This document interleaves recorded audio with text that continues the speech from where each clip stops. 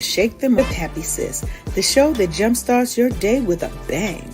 We're strolling down these self-care streets as we navigate the maze of wellness and healing. We're helping you live happy, healed, and whole. And we do it all with a hearty dose of belly laughs for good measure. Stay tuned and get ready to wake up happy, sis. Welcome, everybody. Today, it's a beautiful day in the neighborhood. I'm here in Ellenwood, Georgia, and it's actually sunny out here today. Last couple of days been a little gloomy and doomy, but you know what? I woke up happy, sis, as I hope you did today and every day. I'm your girl, Leanne Dulce, your Chief Self-Love Officer at Wake Up Happy Sis, and you are tuned in to the Wake Up Happy Sis show. We're broadcasting live, yes, live, on KCCR Cityscape Radio, okay? And look, today we have such a good topic, Caregiver Chronicles, finding the self in Selfless. And it's all about you, our phenomenal Black women caregivers. We're diving deep into your world today, sis. We're talking about that heavy, invisible load that you carry and how you need to start putting yourself first. I know that's hard when you're caring for your parents who may have Alzheimer's, dementia, other issues, right? Other health issues. You're caring for family, you're caring for friends, right? It's hard to put you first because you have to put them at a high priority in your life. But it's time for us to rewrite that narrative, right? Because we need you to nurture you. You are your star player. Yes, you are great at nurturing everybody else. But baby, it's time to switch that narrative from nurturing others to nurturing your numero.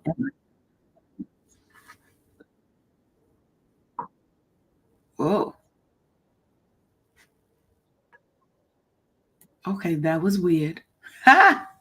When you hear yourself, that was strange. Okay, now we're going to explore ways for you to fill your cup because, baby, we all know, and I say it all the time, you cannot continue to pour from an empty cup.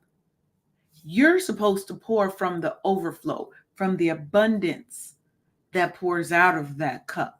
That's what you're supposed to have for everybody else. Everything that's in the cup, that's supposed to be for you. But we're so used to giving and giving and giving and giving that we end up giving everything out of the cup until it's bone dry. There's nothing left for ourselves.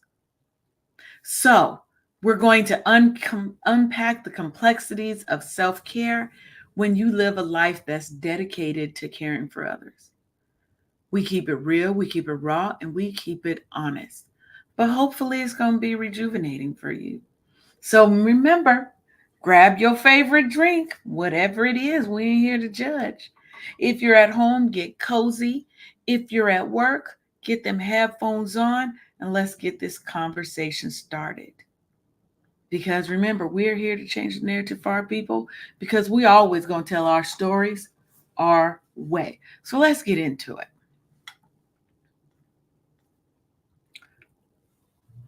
Now, the first thing I do want to talk about is the concept of this invisible load, right? And that's the unseen emotional and mental labor of being a caregiver. Now, if you're in the audience and you want to join in, right? As you know, and if you're new here, you don't know, we have the option at all times for you to join our live show. Be a guest. You can come on in the room and you can come on stage and tell us your story. So if you are a caregiver, if you've been a caregiver, come on in and share your story, right? Let others who are doing this, who may be new to this, know that there's light at the end of the tunnel. That yes, it's hard. Yes, it's stressful. Yes, sometimes it is overbearing and you just want to give up. That you know you can't because you have people that rely on you.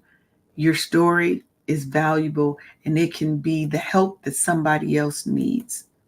You can also comment in the chat. We'll see it. And I will talk about whatever you're posting up. We can have a conversation about it. Because I like to talk to people. I don't like it to be a one way. I like dialogue. It's kind of hard in this asynchronous platform, but it's okay. It's okay. So, Black women often carry a double burden because we have to manage being caregivers and we typically have to manage professional and other familial responsibilities at the same time, right? And that emotional labor, even though it's unseen, it can actually significantly impact our mental health. Now, a study by the American Psychological Association highlighted that Black women report higher stress levels related to caregiving than any other counterparts. Okay. We take on more stress, and sometimes it's because we are trying to care for families, family members, whomever, within the scope of our own budgets.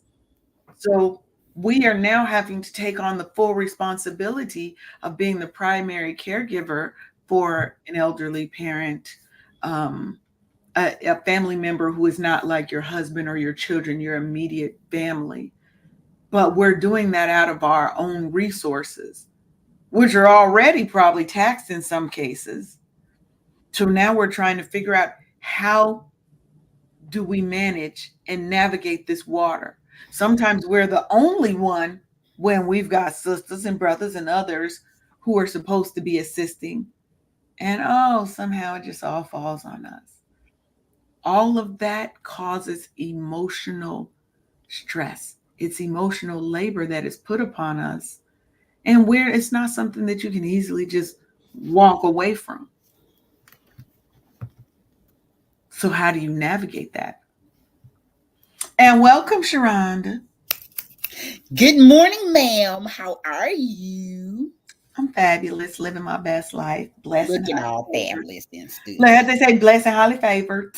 Absolutely. That part right Yeah, amen. So, how was your weekend? there. It was pretty good. It was pretty good. It was a little wet and stuff, but I Yeah. actually uh, broke out of a shell. Hello, Prince Polly Wally.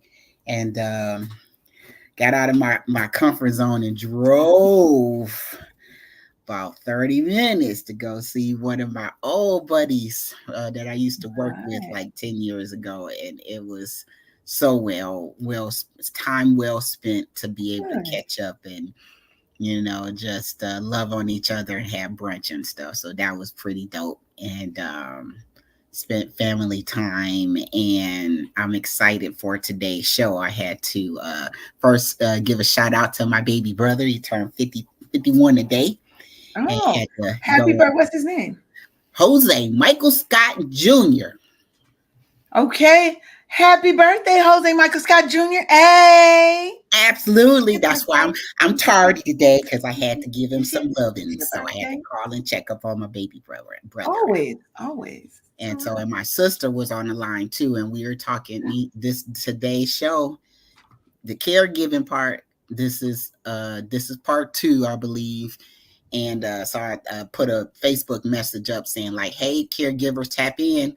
You need to get some Already. encouragement and some inspiration, some all of the things so you can continue to do that labor of love for your Yeah. loved one and stuff." So today's for you. Yes. Yes. And I think this is such a heavy topic, but it's such a necessary topic, especially in our community, um, because we don't always have all the resources, But right? they're closer than you think, though. If you They just are. understand that you are not the only one, the first one or the last one that this is going to happen to. And there's people right here in your inner circle that have resources that can encourage you, that can, give you some wind in your sails, because it's definitely a labor of love to be able to have the honor of caring for a loved one. And the reason why I say that is my sister was my mom's primary caregiver. And it's like I had to fight my sister. Like, she got more than one kid, right? You don't have to do this by yourself, right? Right. You understand, right? And it's just, I mean, I'm the little sister. I had to initiate and be like, hey, and I knew she was suffering because she had a hernia that she just kept on putting off and kept on putting off and kept on putting off until Mr. Hernia said, hey, bitch, hey, Right. guess what you can't put off today? And before that, I had, talked her into like, hey, let mom come here because our brother is a first responder. And this is during the pandemic too. And she just wasn't going to go into She was nobody. like, no. No, not on my My mama ain't going nowhere. My mama is coming to San Antonio. And I kind of told my husband, but he was already on board. So it wasn't an awkward conversation and stuff. And we just did what we needed to do. And we both got rental vans to do a battle handoff of sorts. We met in the middle, which was Tennessee, Nashville, Tennessee. And we, did an overnight, shift, and we got her home in September, and we got to care for her last couple of months and stuff. And it was the hardest, most awesome thing I could do to honor my mom, because I would not allow myself to get creeped out in any kind of way, grossed out in any kind of way, and just fucking did what needed to be done, because the alternative was a facility, and that was out of the question. Absolutely out of the question. You're never going to take care of your loved ones. One, most of the places that I've seen, they're overtaxed with resources. And then, especially with COVID, with the lockdowns, it all worked out the right way, that, and it just all worked out that I was teleworking during that time, and I was the only one of my between my siblings that wasn't having a hernia operation. And both of them had hernia operations that year. Goodness. Oh goodness. I'm like, we don't have to have a conversation, a strong conversation about this, because she's coming to San Antonio. She has to. Period. Yes, this is happening. So go talk to your friend so y'all can help drive, because mom's coming to doggone San Antonio, period. And it just all worked out that I got to telework and, monitor and be a damn Nazi on these healthcare providers covered up in this house. Like, you will have at least one set of gloves and a mask, at least one set coming around, because me and I will fight you about Shirley Scott. I'm like, she not gonna catch no COVID on my watch. She's just not going to. She did have to go to the hospital, but it was pneumonia. It was not COVID, in Jesus' name, And amen. Man, I'm telling you. And like you said, women, Black women, those statistics, it's the weight of the world. It's, we're taking care of everybody, and we just don't pay enough attention to ourselves when we're caring for others, especially others that can't take care of themselves and stuff, and it's a blessing to be able to do that. Even more of a blessing when you have family members that come together and, to make sure that loved one is not, left by the wayside. And I do have a special place in my heart about nurses, because mom was one and stuff. And she would, during her work time, she would just be so forlorn, because families would just drop their family members off and not look back and stuff. And be done. But see, because I think for most of us, right, we feel, especially as Black women, we feel a deep-rooted sense of duty to care for others, even when it comes at our own well-being. You said it yourself. Your sister was suffering, but she was not going to let her mama go. but that was self-inflicted though. We didn't have to wait until the hernia Yeah, you just was didn't have to wait her in the until it face done like that. ruptured or whatever hernias do. But we feel that there's a guilt. There's this sense of responsibility that kind of hinges on being guilt, or it can even lead to guilt over time, right? Um, when you think about, well, I need time to myself. I need to be able to do this or that, right? Because you're so used to only doing for these other people that need you because they can't do for themselves, right? Mm-hmm. But it's crucial that we take a step back from that and be like, hey, I need to care for me first. Because when you are not at your best and your life is really a dedication to service and caring for that loved one or loved ones who can't, when you're not at your best, you can't give them your best. And I don't want to be the feeling that our worth is tied to our service to others. It isn't. But a lot of how we grew up in Black families, you care for those who need it in your family. Now, not Absolutely. everybody grew up that way. Generations. Some people didn't Oh have yeah. some people didn't Ooh. have the benefit of that, right? Of Mm-hmm. that kind of upbringing to where it was deeply rooted into their family and into their culture of we take care of our own, you Come know. on. Yeah, that's how it was generations like that in my family. Hmm. Yeah. And then you have the mental load that goes on top of that because now not only do you have to manage your life, your family, let's say you've got a husband and children, right? You have to manage that, but now you've got to be the guard dog on attack, managing healthcare appointments, Mm-hmm. managing medication schedules, Mm-hmm. their daily needs, managing if they have to have somebody come in to help them. Let's say they've got assisted care, the caregivers that come in to try and help give you some relief, that show up when they want to, don't really do all the work, Oh my God. whatever, or just don't show up. So now you're still having to do all the work. Oh my gosh, girl. When you look back at how things played out, I have no idea how. I think I'm part octopus. I think I had my hands in every damn thing. Just I'm working with one set of hands. I'm over here changing her diaper on this set of hands. I'm over here answering the door for the nurses to. Yeah.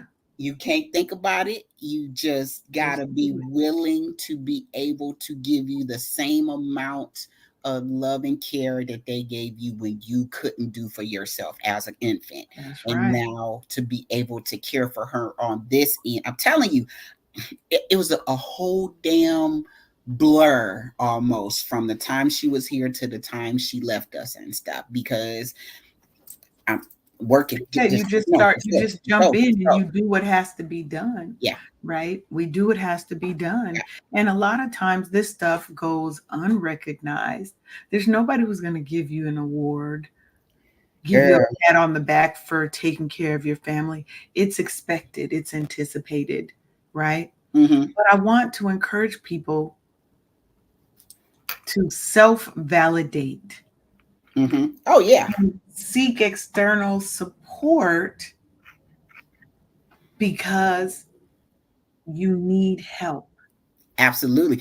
But see, but that part I'm gonna say because it's my experience. My sister was a whole like I'm not letting her go. I'm like me. You can't take care of her mom right now. You just can't. I might give her back maybe, but it's my turn. Let me honor our mom too. You know, and But it's hard to give up that control because you're scared that they're not going to do it. And it's not her saying she didn't love you, she didn't trust you. But when you're so used to being the one, letting go and trusting somebody else to do what you've now becomes part of your life's work, baby. Hey, She's that coming. She's ain't coming easy. on the show in about 10 minutes, and her name is Nina Scott. So let her in. She She gonna said she join the needed live. Well, one you'll see her to when you'll see her when she jump into the green room part. Yeah, Mm, because that's the thing. I'm telling, I'm freaking telling on her. Oh yeah, we doing this today. It's going down today, caregivers. Yes. And I want to give a shout out. And this is my own fault that Catherine is not actually on the show, but Catherine Beasley of the Caregivers Connect, Mm-hmm. um, phenomenal person. She went through the struggles of being a caregiver for her mother, Mm-hmm. um, and started an organization specifically to support people who are caregivers for family members who have Alzheimer's and dementia, right? And that's a hard thing Girl, because you don't know what kind of day they're going to have. that You is so don't true. know. And sometimes you can't get angry at their anger, at their frustration, at their confusion, right?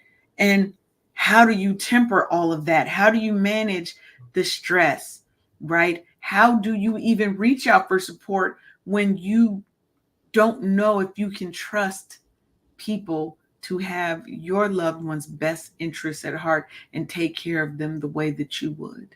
But I'm just saying, I'm not a whole damn stranger. I just moved away from Detroit, but that's my mama too. Hello. He was like, I'm going to take care of her too.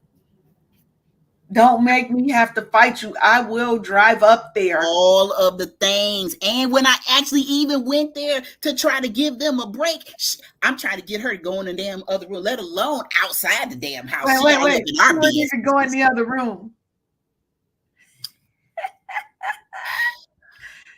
She wouldn't even go in the other room. No, no. Like I said, I couldn't even get her to leave the damn house, let alone go in another room. Are you kidding me? It could be on the other side of the damn world. Girl, I'm telling you, my sister, so she has my husband calls her my mom now because she is, the head of the Is she household. the old? She's the She's the oldest. oldest, yeah. So And of course, that oldest child always feels like they have to be the protector. You the boss. You're not the boss of me just because you're older. so yeah, we've had conversations like that and stuff. And I know I'm in Texas and everything, but yeah, she kind of She is is. the She kind of boss a is. little tiny bit, yeah. But sometimes I'll be talking. Sometimes I'll be, making decisions too. Sometimes Mm-hmm. Mm-hmm. you go But say, she be like, "What we gonna do?" You be like, "Yes, ma'am." Okay. yeah, yeah. I am the pesky little sister in all of my glory, ma'am. Goodness. You be throwing the tantrum. Maybe a little I'm gonna need you. sometimes. I'm gonna need you to not throw tantrums. I'm gonna need you to not throw the tantrums. We don't do that. I'm a I'm a big little. girl now. I'm a little sister myself. Okay. I'm a little sister myself. But oftentimes I always feel like the big sister. That's my thing. Is I feel like the See, big sister. you are not So alone, ma'am. let me ask you this then. Mm-hmm, As someone who's been in the space of being a caregiver, mm-hmm, right? mm-hmm, What were the things that you did um, to help manage your stress, right? What were some of the mm. things that you tried to implement in your own life to help with the stress, the overwhelm, the fatigue, the emotional stress that comes along with being a caregiver? I gotta say, I think I refuse to deal with the stress. I think, and Arif was like, "You have to sit down. You need to eat." He saw me, I have back issues and stuff, and all of the issues that I was going through, I couldn't allow myself to feel my own stuff because I had to be there for my mom and to lift Mm-hmm. and carry, push, pull, and all of the things and stuff. And I I think it was some avoidance. There was a lot of talking to my husband or calling on my sister or actually talking to mom and stuff. And she did have the end stage dementia and stuff. And it was the just getting my all just like stocking up on my hugs and kisses from my mom, because Mm-hmm. you never want to admit that it's end of days, but in that same energy, you need to get all the hugs and kisses for the rest of your life, because You never know when that day is that day. absolutely, absolutely that part and stuff. So I feel that. I feel that. Like when I moved away from Seattle, so I'm originally from Seattle, Washington, mm-hmm, and with my grandmother, we knew that. Well, first of all, she hid the fact that she had breast cancer for a long time from us. Um, but that isn't even what killed her.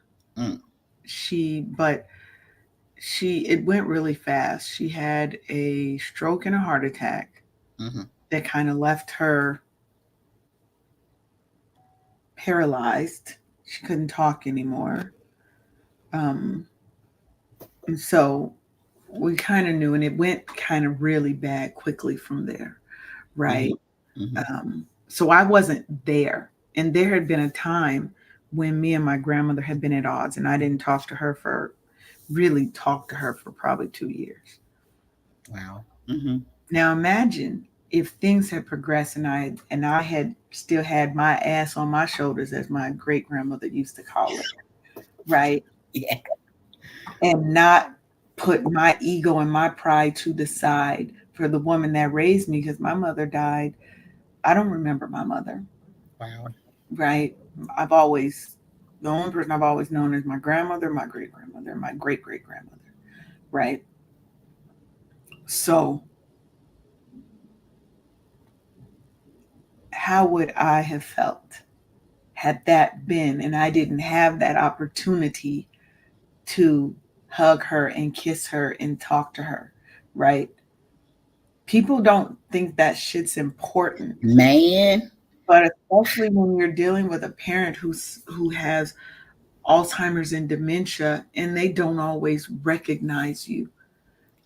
Those it's the moments that they do, you have to cherish them. absolutely, girl. It was the facial recognition, but not being able to call my name with her and my grandmother. They knew who I was, but they couldn't say my name. And I tell my when I'm with my friends and family, if your mother is still here, please hug and kiss her for me, not from you, but for me, because I can't kiss and hug my mom right now. And so it's you'll never be able to get enough. I'm here to tell you, but make it count. Make it count, and spend the quality time. Make the memories, because you'll never regret doing that.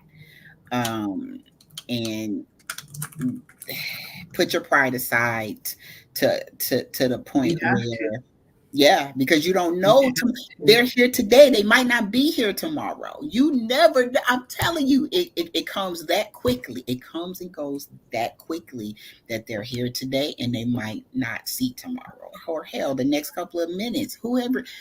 Y'all, I'm telling y'all, it is Oh, not worth it. I think that's your sister. You say she's. Did you say this? Y'all are in for a treat. Nina, if you can hear me, I need you to turn your camera on, baby.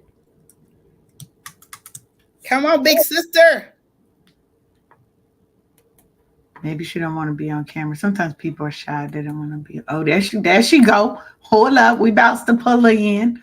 We about to pull her in. Hold on. Hey, Welcome man. to welcome to the Wake Up Happy Sis show. Nina, how are Nina, you? I'm good. Can you hear me okay?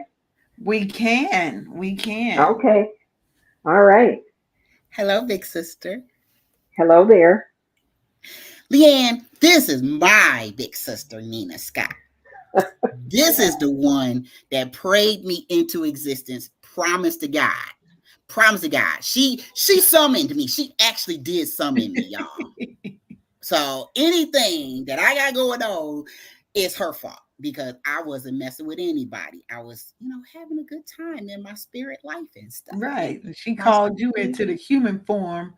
dear Lord, I would like a brother and a sister, but I want my sister first. And that's how we came. Oh, yes, that is true. Yes, See? I well, pray. yes, I Sharonda. prayed every night for siblings.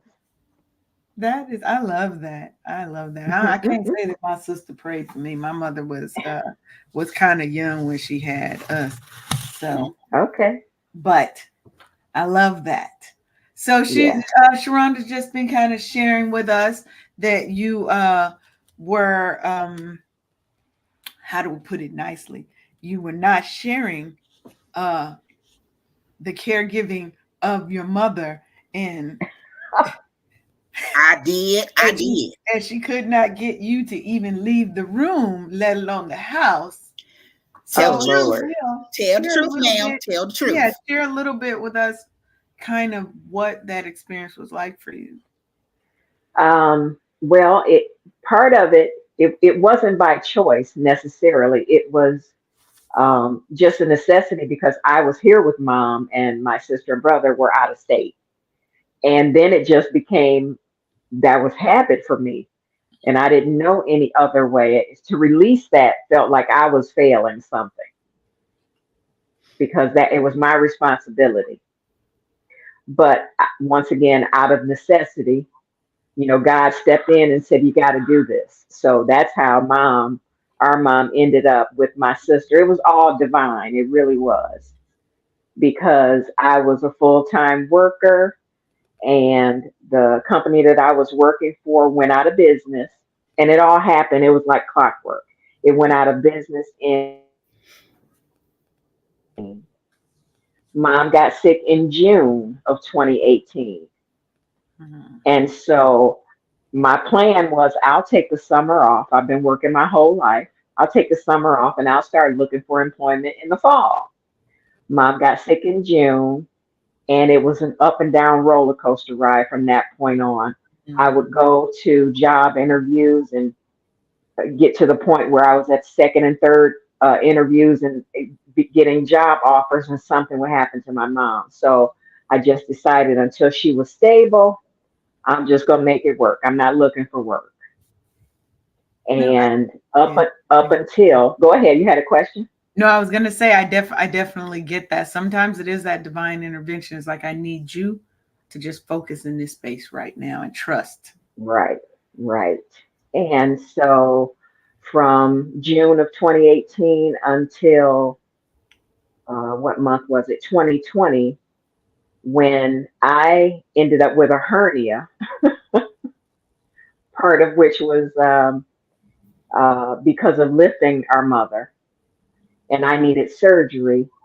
And COVID hit, and my sister was working from home.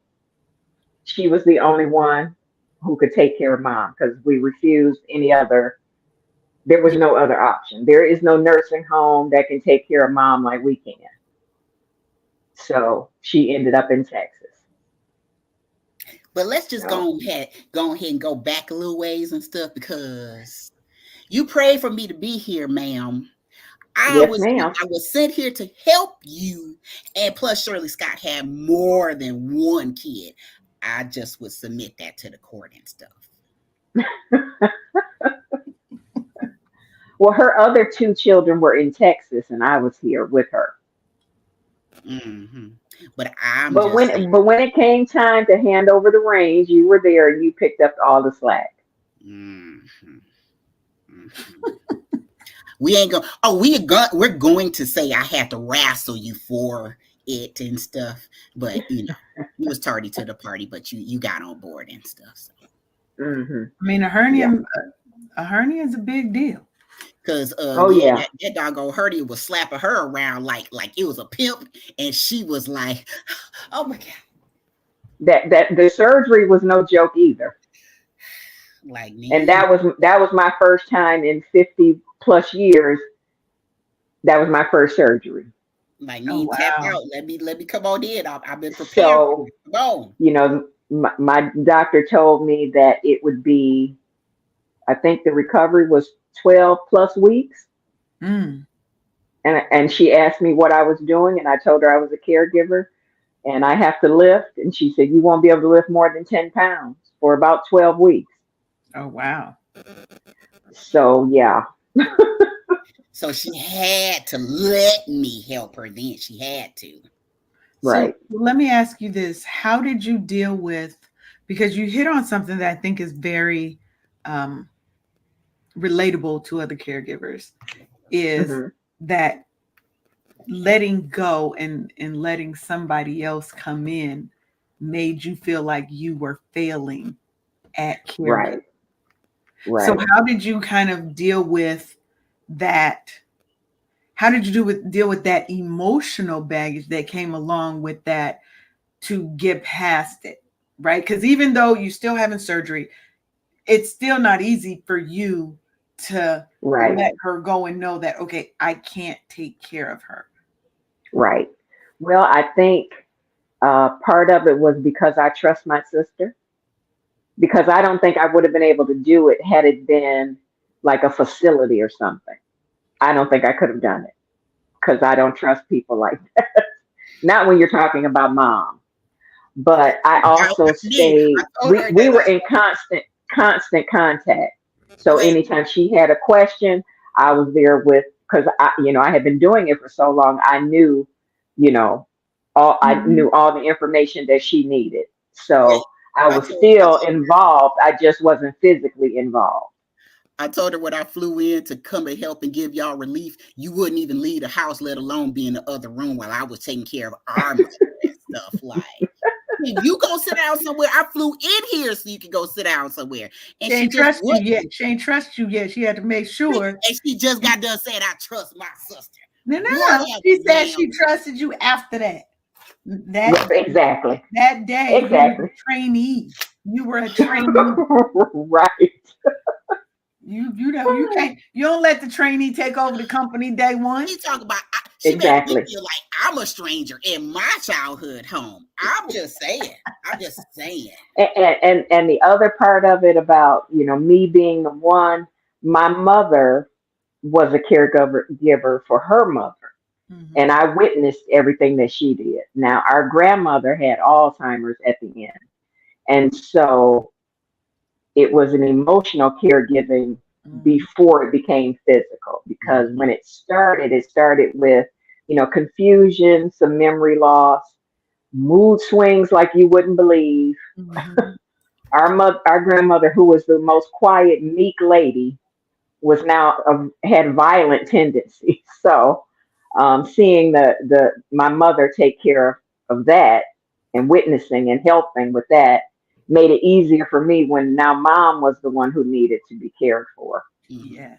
And our mother was a nurse, so we grew up in a very nurturing environment. Yep.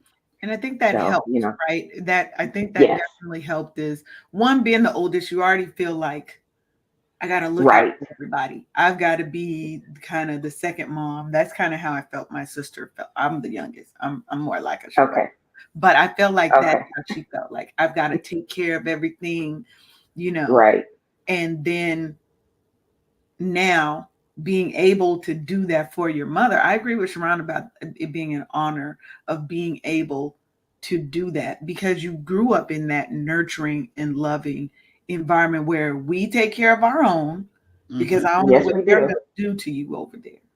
Hmm. right. So, Right.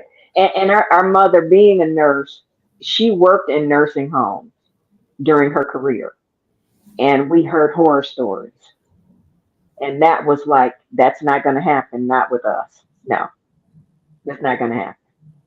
yeah. People drop their elderly off and they don't come to visit, they don't check. And those are the people who end up unhappy and possibly abused because nobody is there to Oh my check God. on them. and let the people at the facilities understand that this is my loved one, and I will be here, and I will check you. Yeah. Oh, They yeah. have somebody that cares about them. So yeah, And yeah, it's a I think sad situation. that's definitely, again, I want to unpack that in 1 second after we do a little Okay. identification. You are watching the Wake Up Happy Sis show on KCCR Cityscape Radio. We're going to have a quick word from our show sponsor. Hey, sis. Ever feel like you're on the verge of a meltdown? Are you overwhelmed from juggling your job, your family, and trying to fit in me time, but seriously dropping the ball on that last one? Guess what? You're not alone. Introducing the Burnout Recovery Kit.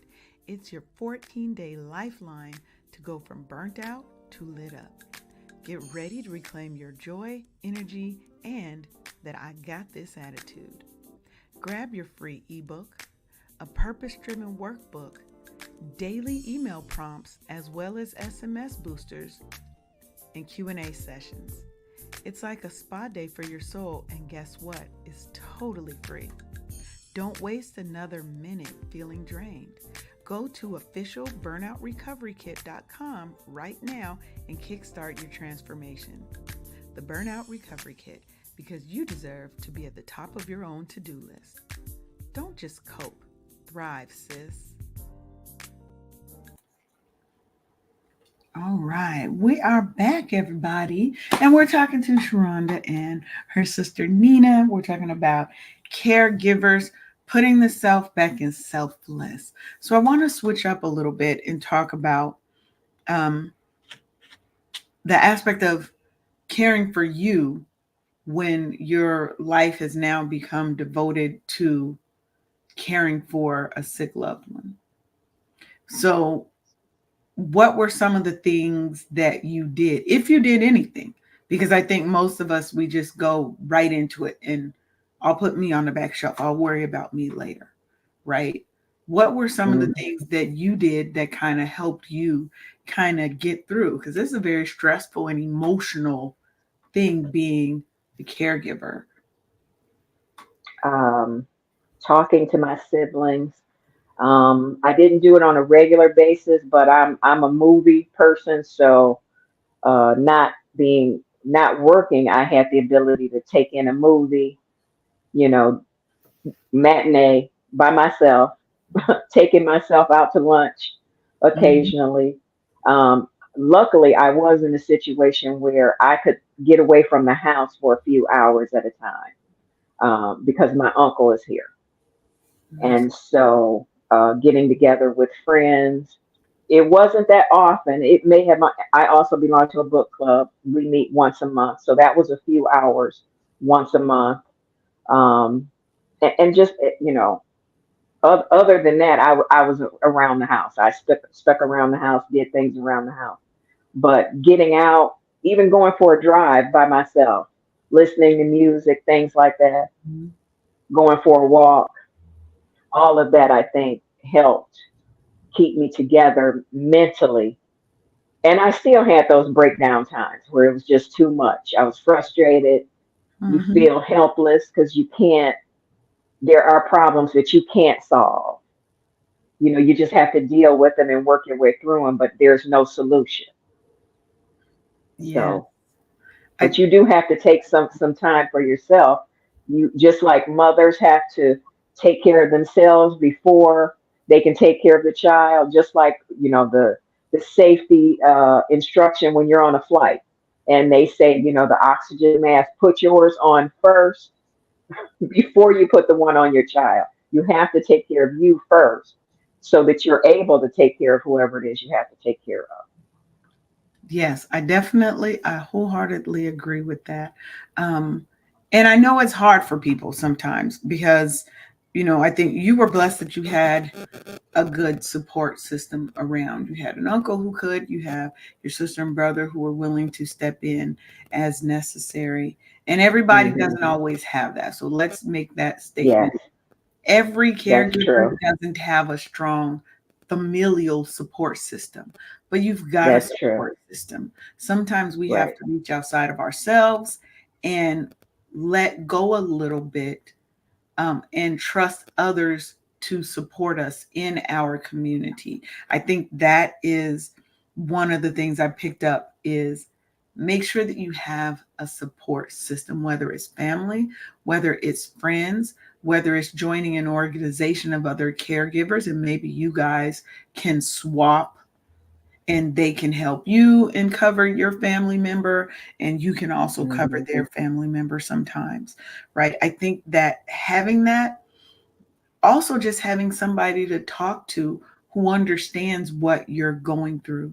Somebody who's not a caregiver doesn't understand when I just need to vent, when I just need to cry. You can't solve it for me. You can't make it better. Right.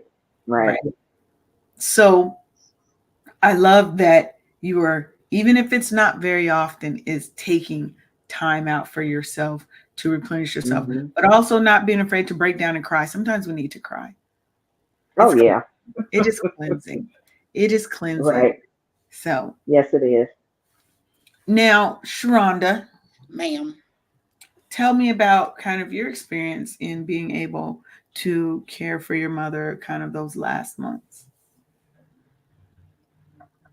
Nina, I was telling her about I couldn't allow myself to succumb to my own doggone health issues with my back and my knees, and allow myself. I could not allow myself to get grossed out or whatever at any other thing. But I did get a little squeamy when I had to push narcotics on my mama. That part was stressful. Like, is she got an OD? What is this? I don't do drugs. I don't. So my sister had to talk me off the ledge and like, you got to do it. Just follow the directions. Just get your mind right and stuff, because again, you're not harming her. You are helping her, because it's with pain management and things of that nature and stuff like that. And like, get over your damn self, basically. Just fucking get over yourself. Your mom needs you right now and stuff. And I was telling her that I was stuffing myself down and stuff. And I was like, I gotta keep it together. I'm the doggone, I don't know what the football term is, last string, or I am the help. I can't, be falling apart and stuff. It's recovering. I can't. Right. I just can't. I gotta keep it together, doggone it. And so being able to reach out to my siblings, like when I took her to the hospital that last time, and I saw her motivation leave, that's when I got on the phone. And they were there within the week, and we were pulling like fire guard. That's a term that military use. Like you're watching the fire. So, shit happened, the doggone building don't burn down, or if you're out in the field or whatever, somebody's always up with mom at all times. So she always had somebody in there with her and stuff. And I thank God for our sibling love bond thing, because we had to promise her that we were going to be okay, because she wouldn't leave, because my mama said mom was a fighter. She never was a fighter. Bickering at each other and just like, shut up, just oh my god. And so we had to promise her that we were going to be fine. And I can tell you that we have never been closer since mom has been gone and stuff. And our brother is the baby, but he's always thought he was everybody's daddy and stuff. I think that's just a guy thing. They even as the youngest, going to try and be the protector. Right. Yes. We just had a discussion about that, because as far back as I can remember, he's been the one who, he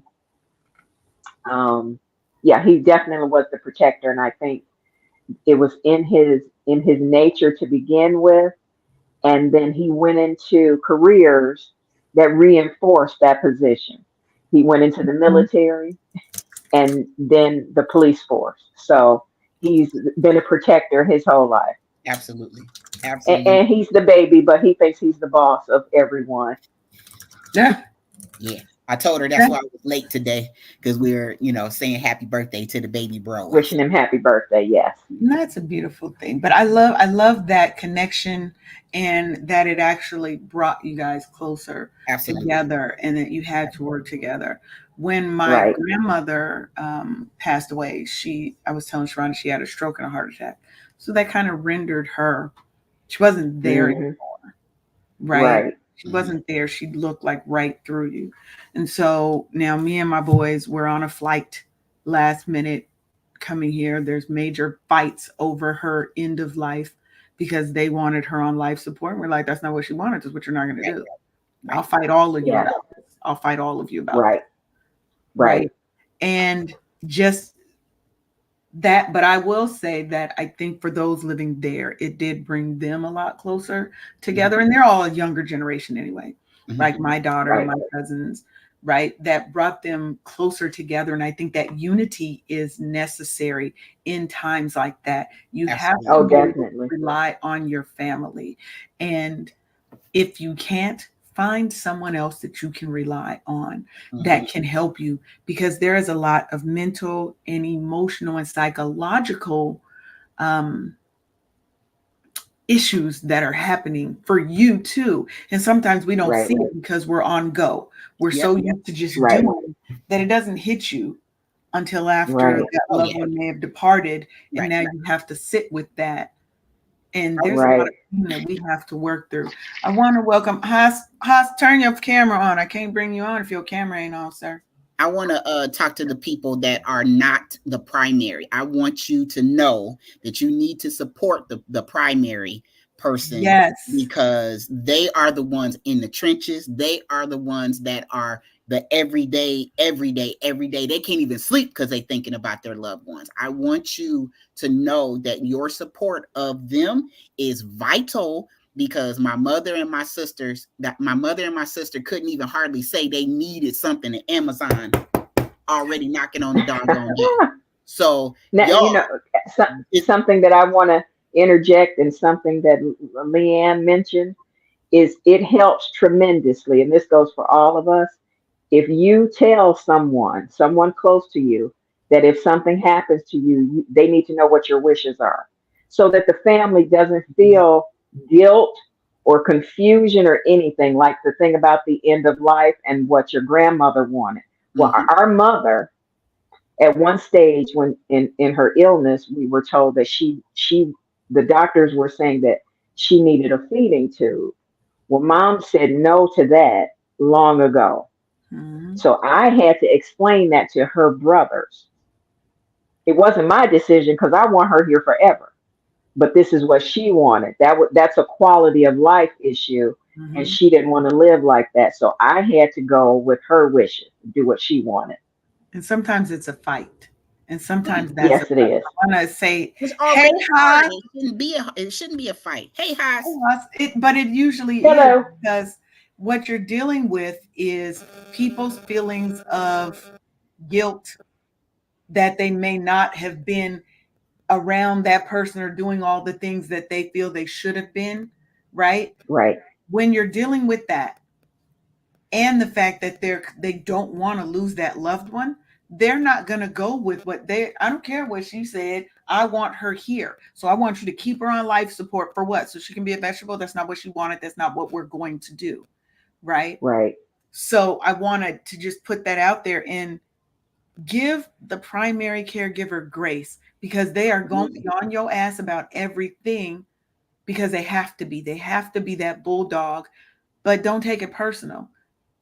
Right. Because I want somebody who's going to bulldog about me. Exactly. So welcome, Hassan. How are you doing? I'm good. How y'all doing? Can you hear me? Hey, now. Good. We can hear you now. Cool. How y'all doing today? We're fabulous. Good. That's good. Hold on one second. Let me. You got to go back. So what we discussing? Put yourself on mute for a second. Who, me?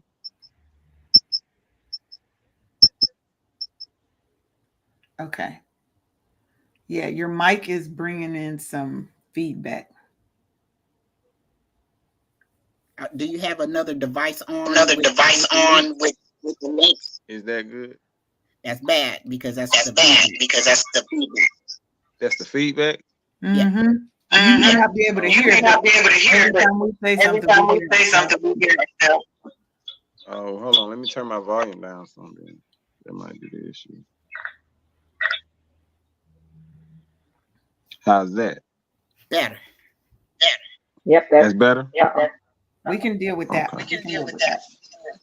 So Okay. today we are So talking today about we are talking caregiving about caregivers and and trying to be trying to be cognizant and mindful of cognizant and mindful putting of that self putting back that in self back selfless, in taking selfless, time for taking yourself time for yourself, as you are being the you are primary being the caregiver primary for caregiver a for loved one with a an loved one illness, with an dementia, illness, things of that dementia, nature. things of that nature. So that's what we're talking about. That's what we're talking about. Okay.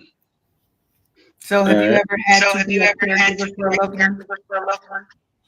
No, but I have to have caregivers for myself because of my Oh. condition. So Oh, So you understand from you the other side understand of from that. the other side of that.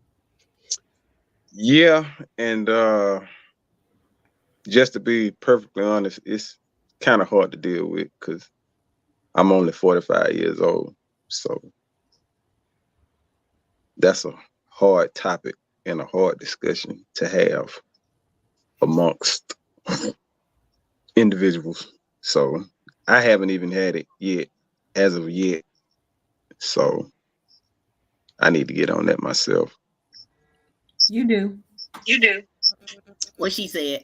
What she said. So let me ask you So this. let We me only ask have you a this. few minutes We have left a few in the minutes left show. in the show. As a person As a who person needs who a caregiver, needs a caregiver, how are you how are handling you that handling that emotionally? emotionally? Because that's a lot. Because You're that's a only lot. 45, You're only 45, Yes. right? So right? how are you So handling how are you that handling emotionally? How that are you emotion? doing? How are you doing? I'm not. You know, it's one of those things that me being who I am and being brought up the way I was brought up, that's a hard discussion. I'm used to taking care of myself. So, and then on top of that, I'm a man, number one. So that's very, very, very difficult for me to lay this at somebody's feet, because I truly believe as long as I have my mental capacities, I can take care of my damn self. So that's what I do. However, I know it's a discussion that has to be had. And I've gotten into it with my sister about certain things because my sister is a nurse, 20 plus years being RN. So she always gets on me, especially when I have my episodes. And she has to be the one that's there. And she's usually there because my ex-wife lives well, we're not divorced yet. So when I do have an episode, they have to call her to get her permission because she's next to kin. She's legally next to kin still. And she calls my sister because my sister's the nurse. And she tells my sister, hey, your brother, he's having an episode. You need to go and holler at him, check on him.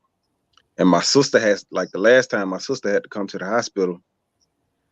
And even the nurses that were at the hospital, they really didn't want to do nothing. But my sister had to come in and just basically tell them, hey, do A, B, C, D, E, F, G. And she had to show them, I'm RN, I know what I'm talking about, so let's go.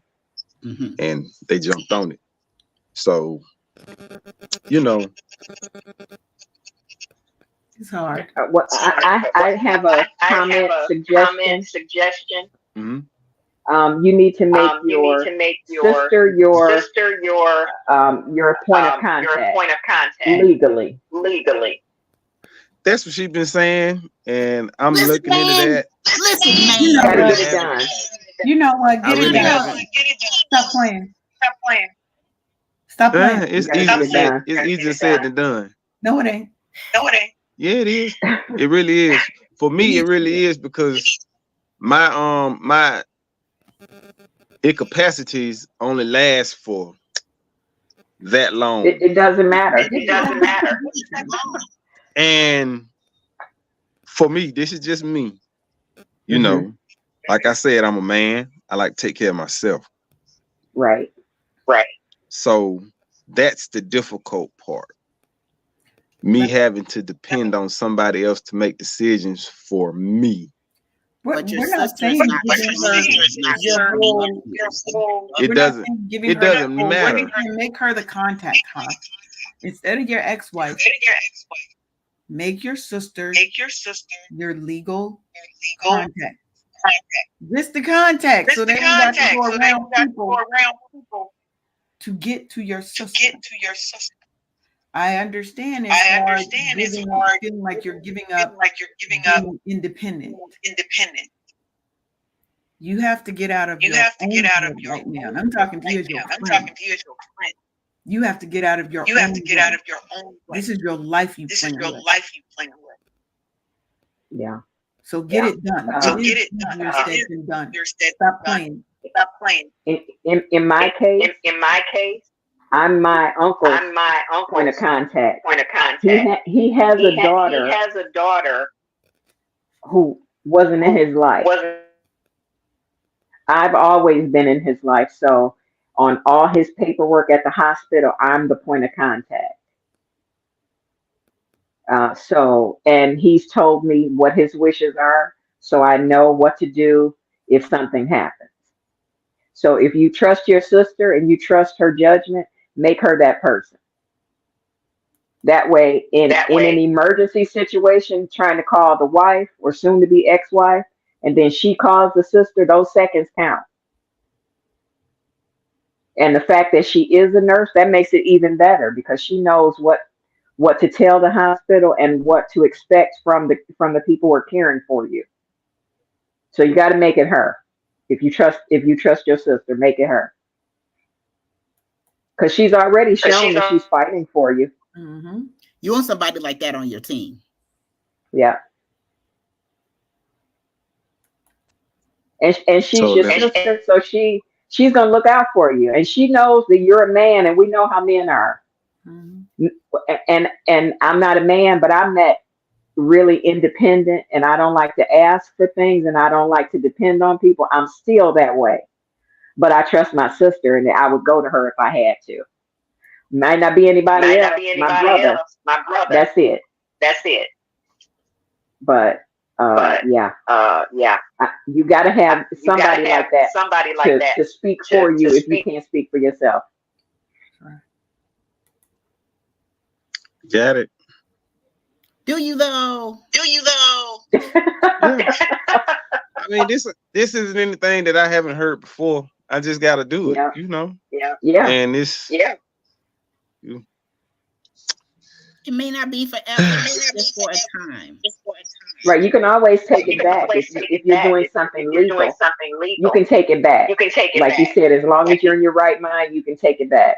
Mm-hmm. But for those times when you can't speak for yourself, you got to have somebody that's going to be that bulldog for you and make sure you get taken care of.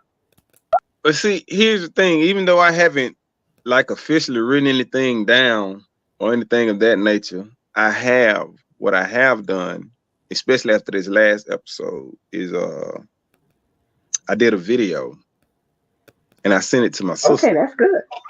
Okay. Basically saying, hey, if I become incapacitated, you know, she's the point. Let her, right? Because she's a nurse. Right. That's my sister. Let her make those type of decisions. And she was like, well, that ain't good enough. I need a power of attorney. I need documentation. I say, no, all you need is that video. No. That's all you need. Because all you got to do, if something happens, show them the video. Show them the date on the video. That's not how it works. No. Because now, your wife, The other factor is that, especially with HIPAA laws, they cannot give your sister information unless they have that on file.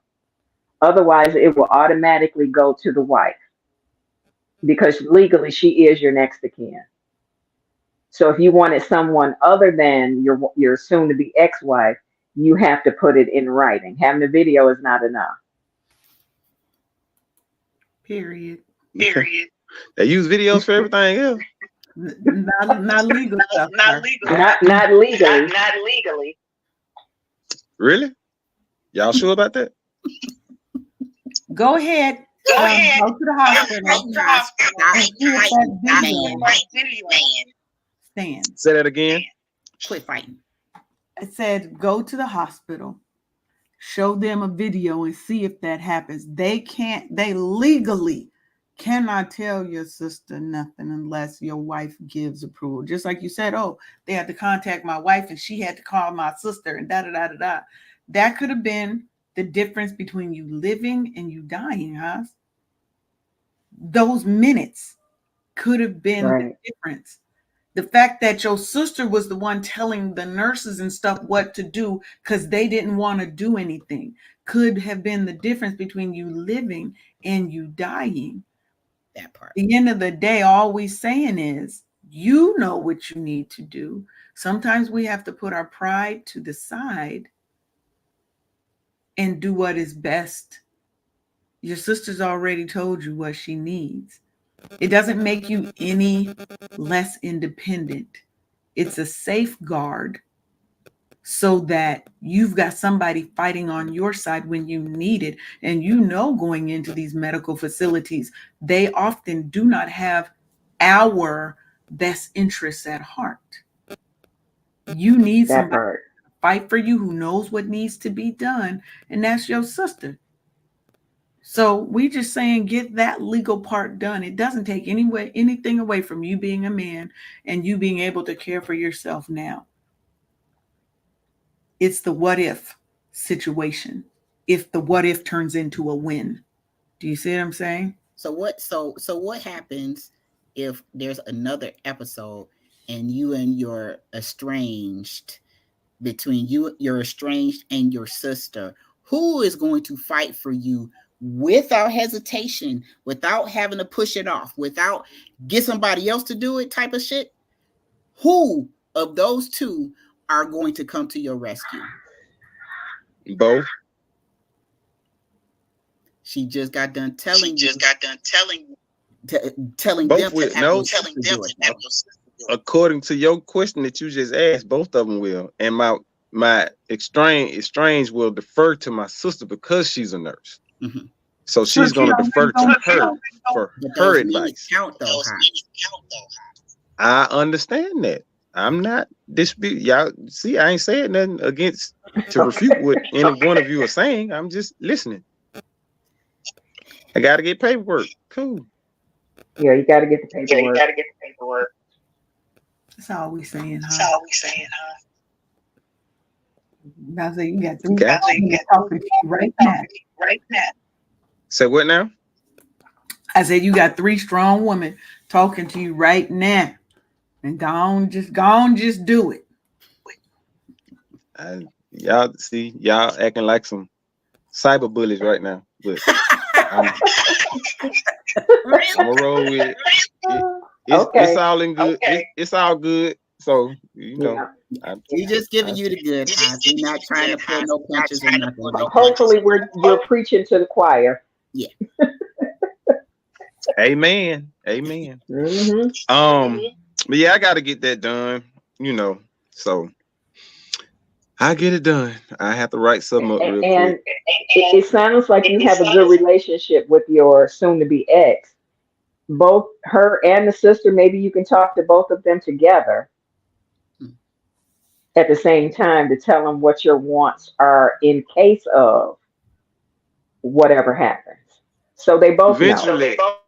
Eventually, I'm going to have to talk to them and my kids, all of them at one time, at the same time, because there were certain things that my kids didn't agree with.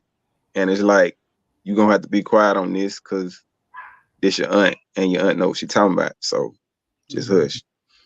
So I gotta have that But if discussion. they hear what your wants are, there is no Exactly. argument. Exactly. That's what I gotta do. I gotta talk. I gotta sit everybody down. I have a conference call with everybody to just let everybody know A, B, C, D, you know. Right. So write it down for now. Yeah. You know, like you weren't on the call, but earlier I was talking about the fact that my mother told me that she never wanted a feeding tube. So things like that. I can't argue that. She told me that our grandmother passed in 96, and mom told me that back then. So I've always known. When she told me, I'm like, why is she telling me that now? You know, she was younger, she was healthy, but if that's something that she didn't want, I knew it. It's already going to be hard enough. Don't make things questionable. Right. And any decisions that you can take away from the people that care about you is helpful to them. Believe it or not, it's helpful to them. Because I would have never wanted to make that decision. When the doctors told me about the feeding tube, I almost fell out of the chair because they were like, if she doesn't start eating on her own, that's it. We got to do a feeding tube. And my only response was, Mom doesn't want that. Right. So I'm glad that decision was taken away from me. I didn't have to make it. Girl. And I think you brought up a very good point, right? It was that as many of the decisions as you can make when you are of clear and sound mind and body, you should do that because it makes life easier and you're going to have less struggle, less trials, less arguments about it Right. at the end. And that's what the goal is. The goal is to make it easier on our loved ones to be able to handle the business that needs to happen after we're gone. Absolutely. Right? Right. Because that's an emotional Right. time for them. Right. So Right.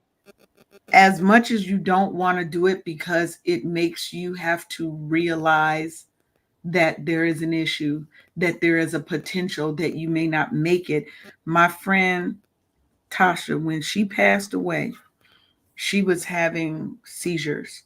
And it seems with every seizure, it was getting worse. It was getting harder to resuscitate her every time. At some point, she stopped telling me about all the seizures she was having, and I had to find out that she was continuing to have them, and they were now becoming more frequent. So between her kids, husband, whatever, if her wishes aren't known, now there's tension, now there's fighting at a time when everybody needs to be loved on, right? Right. So that's all we're saying, Haas, is, and it's not directed at you, this directed at everybody because you're not the only person who feels that way, right? Because we have to look at and be faced with our own humanity Demise. in those minutes is we Mhm. have to realize there is a finite amount of time that we get on this planet and we don't know when that day or hour is. You've got people who love you. Luckily, your soon to be ex-wife and your sister are on your side. Everybody doesn't have that. That is a blessing. Just make sure that everybody knows what the game plan is. So with that, we are at the end. We're actually like 15 minutes over the end of the show. But this has been we could go on. Topic. We could definitely go on. And Miss Nina, you are more than welcome to come back anytime. I sure will. I sure will. We're here every Monday. You could come in on any topic. Haas, we're gonna get that mic thing fixed with you, and you're gonna be welcome to come back anytime. For those who didn't know, Haas was the co-host when I did my original show, podcast called Soul Food. Haas was my co-host back then. A very smart brother. He's a Cancer like me. So of course he's smart because all cancers are the best. So what? I mean, I'm not saying you're not a great co-host, Sharonda. You are. Okay, it's okay. I'm not feeling no kind of way or nothing. Hold on. Yes, she What is. is Don't all believe that? her. You got something in your throat, Miss Sharonda? What's all that? Your throat dry? You need to drink some water or something?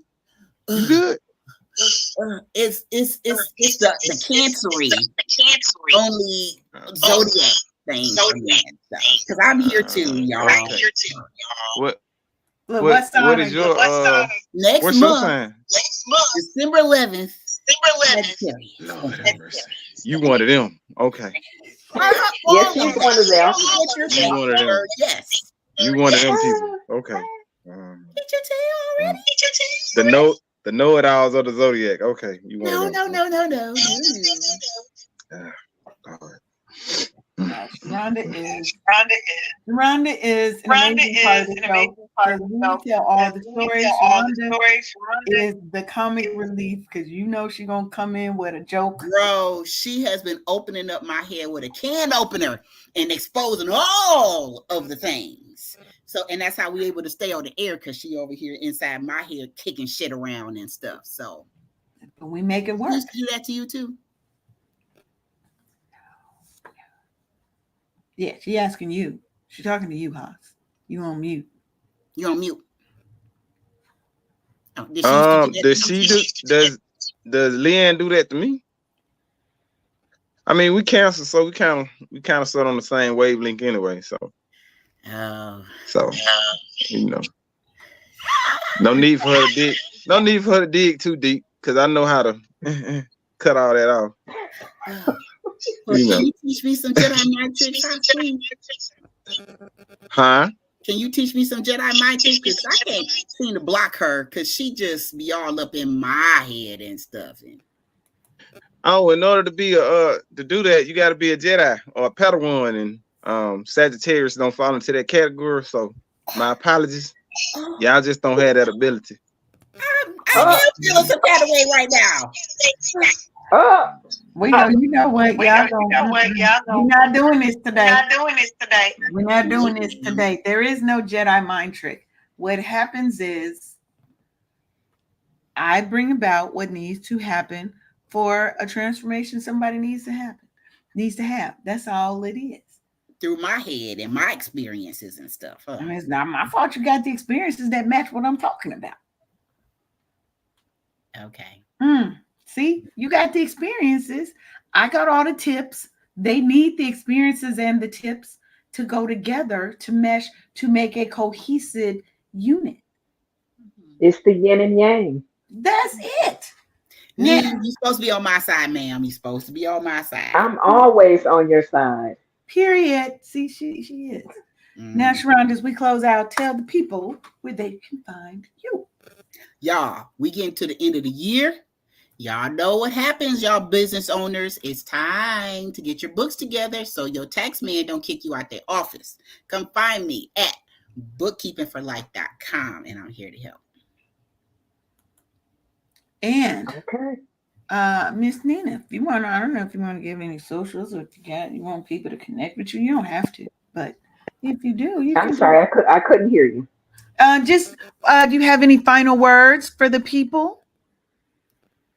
It's something that you said earlier. I'll reiterate, and it's give grace, be it to the person who needs care, the caregiver, primary or otherwise. Just give each other grace. Absolutely. We're all here in this world together. Like you said, it's a finite amount of time. So, be grateful for every day because you never know. Yes. Today might be that last day. Sharonda may have told you that we had some deaths in the family recently. And I went to a funeral, I guess it's been 2 weeks ago. And can I say that was the best celebration of life? It wasn't very many sad moments. You were all sad because we lost a loved one. But it truly was a celebration of life. Yeah. And when it's my time, I hope it's a party when I go. Just plan it in, because that's what I've already given my directive to my friends who are older than me, my daughter, everybody around me knows I'm not having a. Me too. There is no. The Me too. directive is we not having a funeral. We're having a party. Right. That's it. Yeah. Bag me up, take me on a cruise, and drop me in the water in the Caribbean somewhere. That's all I ask. Ah, That's it. oh, yeah, It. I agree. And Haas, And Haas, you got any final Yes. you got words? any final words? No, I appreciate it. I came in a little late. Appreciate the information. I mean, this has been reiterated. This is something I needed to hear, so I got to get on top of that and take care of that. So, you know, That's You'll right. get it You done know. in your You'll own get it done time, but in your just own put a time, fire but under it. just put a Yes. And with that, everybody, I want to thank you. You have been tuned into the Wake Up Happy Sis show with your host, Leanne Dulce and Sharonda Steely on KCCR Cityscape Radio. We'll be back next Monday.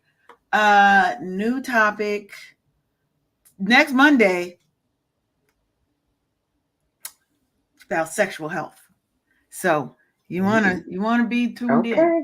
You can't be on LinkedIn though. You're gonna have to come and find us on YouTube because that show can't go on LinkedIn. Can't go on LinkedIn. It's So- we go get into So, it, y'all. we getting real. We keep it real, raw, and honest over here. So we're talking about sexual health next Monday.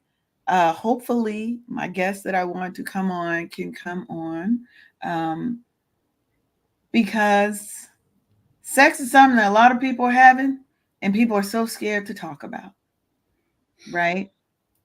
But our sexual health and wellness is important, men and women. So you want to make sure that you're tuned in. There's probably going to be some minutes where you want to take some notes. You know, get an Amazon order together. You never know what's going to happen on this show.